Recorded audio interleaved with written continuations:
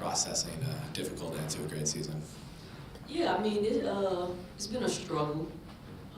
Definitely not the ending that we wanted. So yeah, it's kind of been down in the dumps, I'm not gonna lie, but you know, I think our group and my family just been uplifting, kind of just pouring into me, so I'm bouncing back. In the new format that will be taking place next year, we'd be talking to you ahead of a Game 6 tonight or tomorrow night. Right. You know, having just gone through what will be the last Game 5 finals, 5-game finals that the WNBA has, like, is that something do you think like that's the right setting for the league to have for this, and then just with the expanded schedule of 44 regular season games into best of 3, best of 5, best of 7, does that kind of feel like the best possible schedule that the league could have? I mean, you know, it ain't really my job to to worry about the things like that on the back end. I mean, obviously we're gonna be tired. I would hope that we get more of a break in between, not like just one day and then gotta play a 7-game series. That's gonna be crazy. But yeah, I mean, I control what I can control, and you know, if that's kind of what they feel like is the best move to make, then you know, I still got a job to do, so I gotta do it. And last one for me, we know you're playing in Unrivaled with Fee and K-Mac.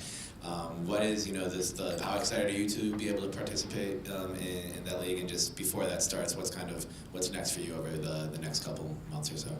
Yeah, no, I'm super excited. I mean, I think what Fee and Stu is doing is great for the game. So I'm definitely excited I can be a part of it. And it's in Miami, so that should be pretty lit. But other than that, honestly, what I'm doing during my off season, I got a bike, so I'll be riding my bike. I got a house, so I finally get to decorate it. It's just empty rooms right now.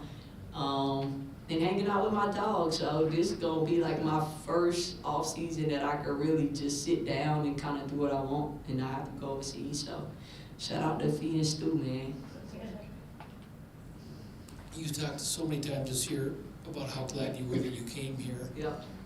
And about the chemistry this team developed. The good news is that all 5 of you guys are under contract for next year, so but there will be some changes, obviously. Right. Do you think that what was special this year, in terms of that chemistry, can be carried over to a second year? Yeah, definitely. I mean, obviously, but it took all of us though.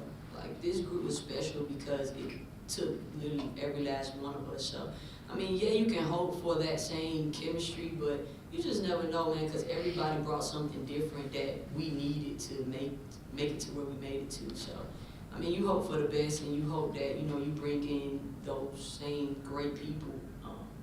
But again, you gotta control what you can control, and I leave that to Cheryl and the GM to bring the personalities and the chemistry together. But yeah, I mean, you hope for the best, and they do a great job of bringing in great people. So I assume that's what they're gonna do again.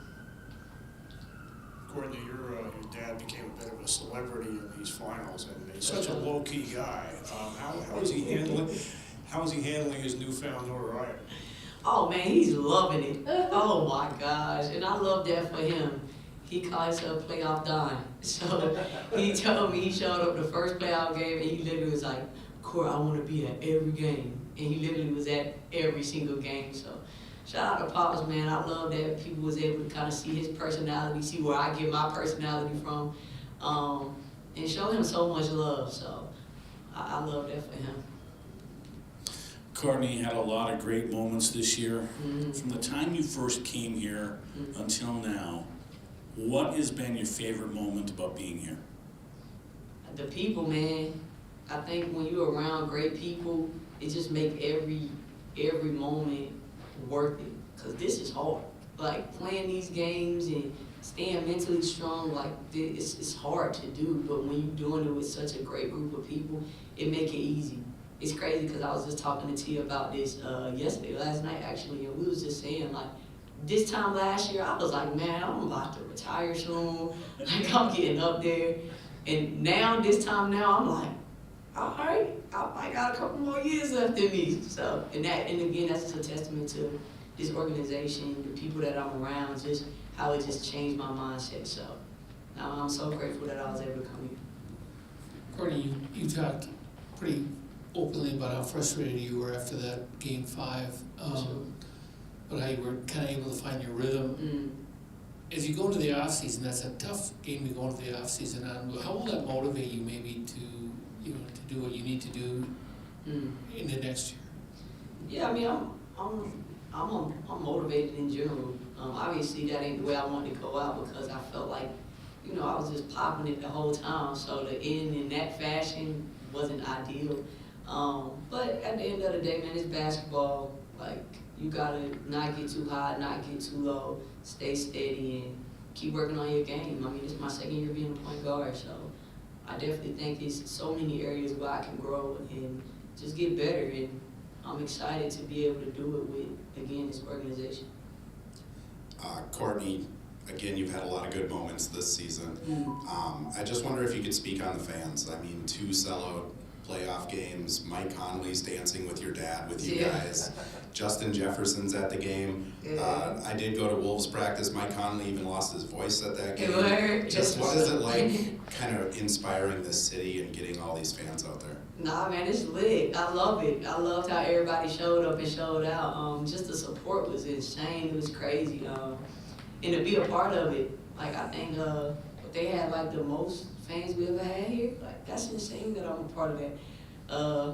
I'm telling y'all, like, it's crazy. Like, for me to even be sitting there watching Mike Moore be retired, I'm like, wow, why am I here? Like, how did I even fall into a situation like this? And like you said, to be able to play in front of so many fans that just show up consistently, it was amazing, man. I love it. For sure. Kind of on that same note, just years from now, when people ask you about the 2024 season and this 2024 Lynx team, what do you think will be the thing that stands out, and how you think you'll answer that question? Honestly, I don't know. I don't know how I would answer that question. I think it's just a great season, man. It was a great season. I think it was a season that nobody expected except the ones that really believed in us. So I think for us, we look back on it like we knew what we could do. I think for everybody else, they gonna look back on it and be like, damn, that was a good team. We'll take our final question from the Zoom. Jordan?